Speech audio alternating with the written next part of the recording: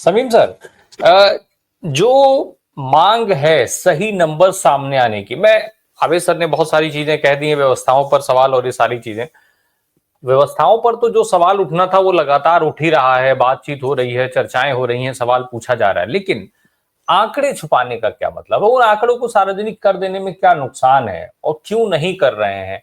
निश्चित तौर पे जिन परिवारी जनों ने अपने परिजन को खोया है, उनको ये जानने की क्या अधिकार नहीं है कि भाई हमारा परिजन अब आएगा कि नहीं आएगा? आखिर ये क्यों छुपाया जा रहा है?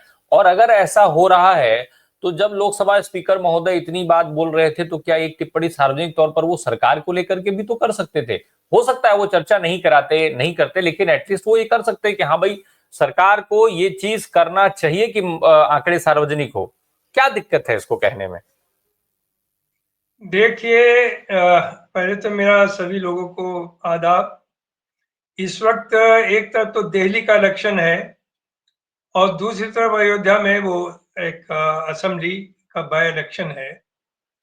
तो इस गवर्नमेंट के लिए और खास तौर से बीजेपी के लिए कोई भी चीज बहुत अहम या जरूरी नहीं है, एक्सेप्ट जो भी ये पॉलिटिक्स कर रहे हैं वो कर रहे हैं वोट के लिए। अव्वल में तो दूसरी पार्टीज भी यही करती है सबका। Unfortunately there is nothing like ideology. Nobody is communal और सेकुलर। वो अपने फायदे की सोचते हैं और सिर्फ उसी लिहाज से अपनी पॉलिटिक्स करते हैं। इस वक्त जहां तक बीजेपी का सवाल है, जब ये एक दिन में 10 करोड़ की गिनती कर सकती है, इन पर ऐसी टेक्नोलॉजी है कि साहब ये कहते हैं कि आज 2 करोड़ आए, आज 4 करोड़ ने डुबकी लगाई, आज 5 करोड़ आए, 10 करोड़, दे कैन काउंट और उसे खूब प्रोजेक्ट कर रहे हैं। तो दूसरी तरफ क्या है, वो अगर 100, 200 या 500, 1000 भी मरे हैं, मैं नहीं जानता एग्जैक्ट नंबर, तो क्या उसे नहीं काउंट कर सकते? एक तो ये कि after more than 24 hours UP के चीफ मिनिस्टर आते हैं प्रेस के सामने और उन्होंने कहीं भी डेड मरने वालों की बात ही नहीं करी। उन्होंने सिर्फ कहा कि भाई एक हादसा हुआ है और ऐसे भगदड़ मची है, लेकिन ये नहीं कहा कि उसमें कोई मरा या नहीं मरा। और जो इत्तलाएं आ रही हैं मीडिया के थ्रू कि एडमिनिस्ट्रेशन के ऊपर भी दबाव है कि वो इस बारे में कुछ ना बोले। दूसरी तरफ एडमिनिस्ट्रेशन खुद भी भगवा का एक हिस्सा हो गया है। अब ऐसा लगता है, जो सभी लोग इसे फील कर रहे हैं, कि जितने एजेंसीज हैं, एडमिनिस्ट्रेशन है, वो खुद उसी रंग में रंग गया और वो उन्हीं बातों को कर रहा है जो कि रूलिंग पार्टी चाहती है।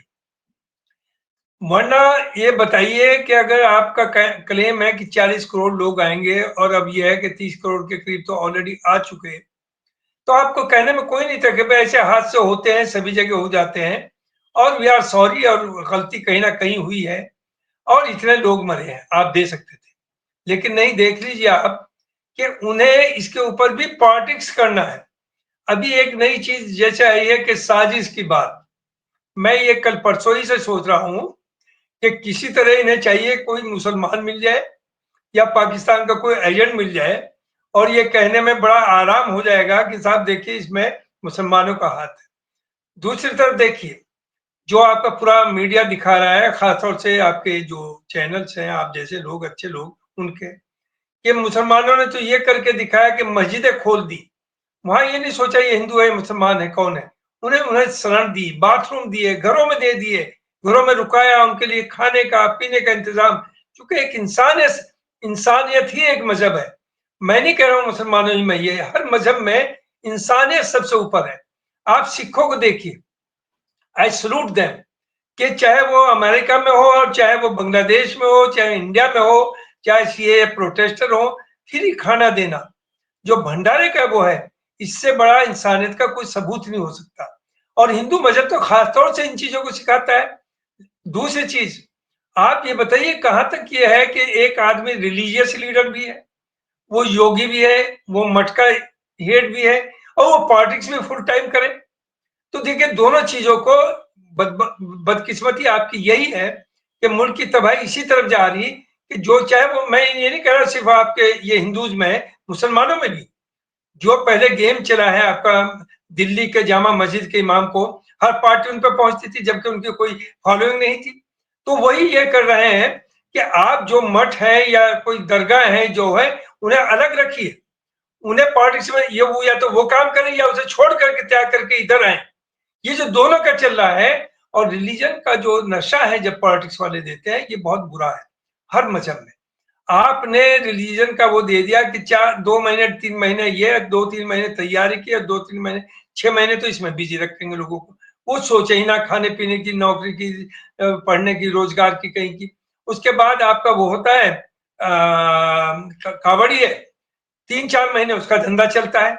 और आप ये भी कहते हैं, आप सोचिए कि भाई दीन जो है, रिलीजन जो है, वो एक पर्सनल मामला है, बिल्कुल करना चाहिए। Our society is religion based, nothing wrong.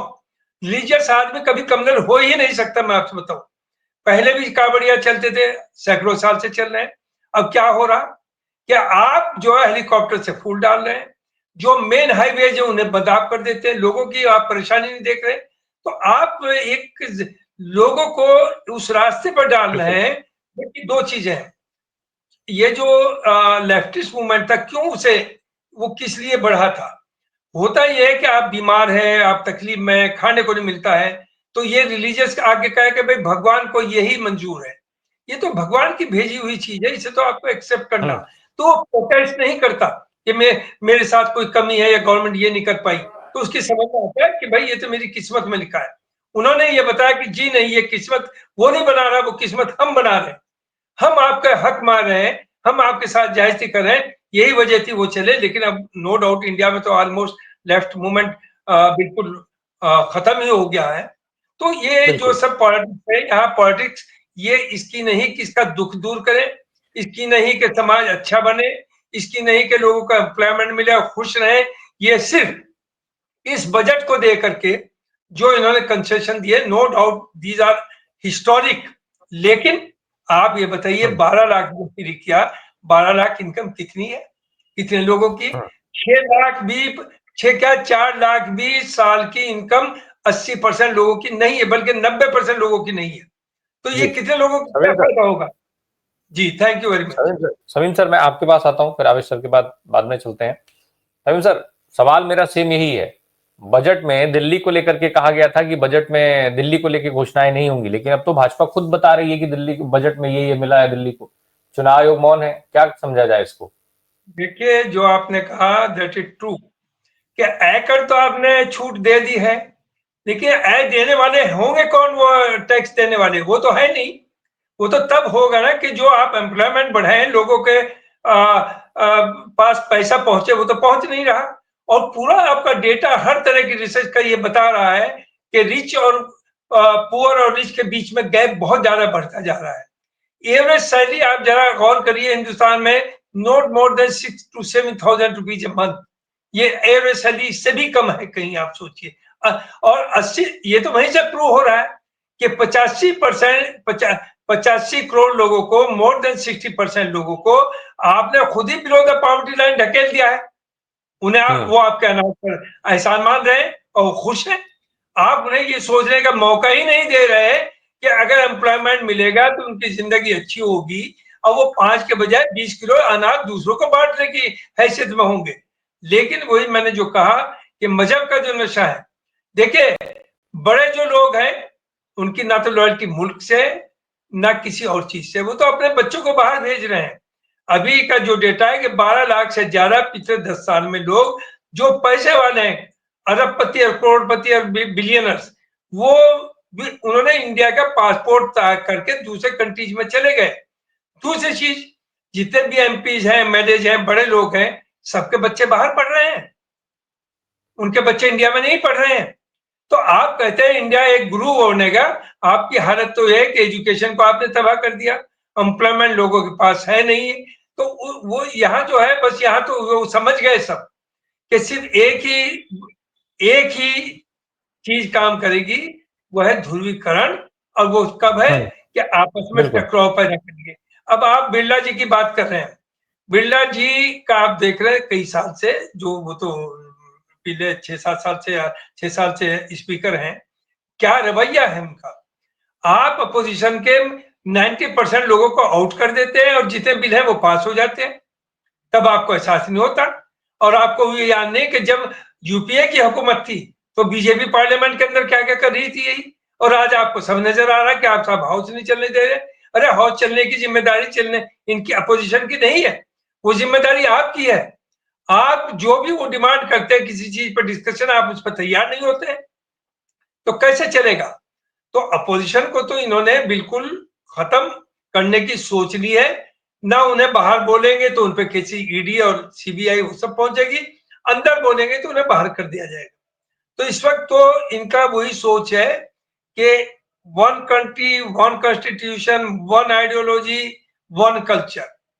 आप ये बताइए अगर आप ये करेंगे तो मुल्क बर्बाद ही होगा, क्योंकि हमारे यहाँ हजारों कल्चर, हजारों लैंग्वेजेस, हजारों तरह की सोच वाले लोग हैं, and we are doing very well unity in diversity. सबको एक साथ लेकर के हम चलते हैं, सबको हिस्सेदारी मुल्क में देते हैं। देखिए आपकी तो सोच ही अलग है। अब आप अभी अभी जो इत्तलाएं आ रही थी इधर रिसेंटली कि साहब एक हिंदू राष्ट्र बनाने के लिए कॉन्स्टिट्यूशन बना लिया, मैं आपसे कहूं कि मेरी पर्सनल राय ये है कि ये हिंदू राष्ट्र बना करके मुसलमानों का वोटिंग राइट खत्म कर दें। इनका दिमाग सही हो जाएगा अगर ये पावर में रह जाए, then they will be answerable to the public. अब तो एक इश्यू मुसलमान है और ये कभी मुसलमान का वोटिंग राइट नहीं खत्म करेंगे। वो इसलिए नहीं करेंगे, फिर ये टारगेट करने का मिलेगा क्या। ये जो 80% की बात करते हैं वो तो तभी, और फिर दूसरी चीज 80% एक कैसे है।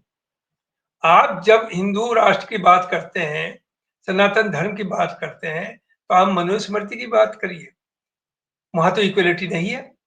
आप सिर्फ उन्हें एज ए हिंदू कह के तो गले कह रहे हैं कि हम एक हैं, लेकिन बाकी चीजों में एक नहीं। वो आपके साथ सोफे पे बैठ के चाय नहीं पी सकते, वो एक प्लेट में आपके साथ खाना नहीं खा सकते, वो घोड़े पे बैठ करके शादी नहीं कर सकते। तो कहाँ की बात, किसकी यूनिटी, कैसी यूनिटी। तो मैं तो इनसे कहता हूं, अपील करता हूं कि मुसलमानों का वोटिंग खत्म कर दें, फिर देखिए क्या होता है मुल्क के अंदर। पाकिस्तान में तो हाँ, पाकिस्तान में तो 99% मुसलमान है, क्या हो रहा है उनका, क्या असर हुआ है।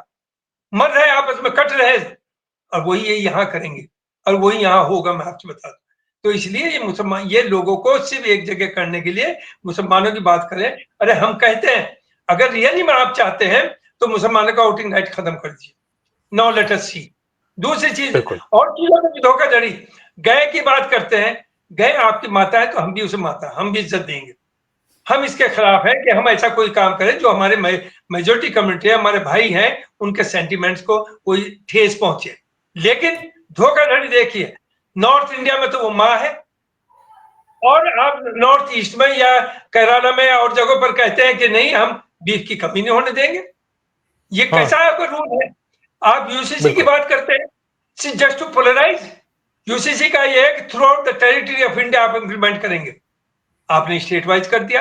आप बड़े ठीक है। खुश हैं कि Uttarakhand is the first state, why not in whole country, क्योंकि आप नहीं कर सकते, यू कांट अफोर्ड इट। वहां भी क्या हुआ, वहां भी कुछ लोगों ट्राइबल्स को सबको छोड़ दिया, एक्सक्लूड कर दिया। और आप पहले भी कह चुके हैं कि नॉर्थ ईस्ट में नहीं हम करेंगे, फला के लिए नहीं करेंगे। तो वे द यूनिफॉर्म सिविल कोड, आप हमें डराने के लिए, सिर्फ एक कमलर सलीम एलिमेंट सर, को इकट्ठा करने के लिए, हाँ, इनकी नीयत साफ नहीं अब है।